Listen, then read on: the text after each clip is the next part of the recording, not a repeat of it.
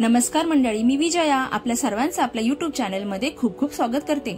मंडळी, ह्या कवितेच्या ओळी मी स्वतःहून तयार केल्या आहेत, तर काही चुकलं तर समजून घ्या।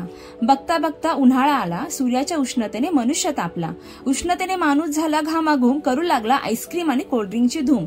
आयुर्वेदाचे पंचांग उघडले, शरीरातील उष्णता कमी करण्यासाठी सात्विक आहार काय यासाठी पाने उघडली। मग काय, दही, ताक, लिंबाचा सरबत, कलिंगड, कोकम सरबत, सब्जा, मठ्ठा, काकडी, नारळ पाणी, पुदिन्याने लावली हजेरी। मग फळांचा राजा म्हणाला, मी कशाला मागे राहू, मी पण करतो कैरीचे पन्ह आणि मुरंब्याची जय्यत तयारी।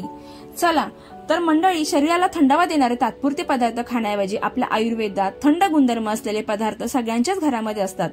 तर मग आपल्या व्हिडिओमध्ये ते पदार्थ व त्याचे गुणधर्म पाहूया। आणि ऐकलं का मंडळी, चुकलं तर समजून घ्या आणि आपल्या चॅनेलला असेच नवनवीन व्हिडिओ पाहण्यासाठी सबस्क्राईब करा, लाईक करा आणि शेअर करा। धन्यवाद।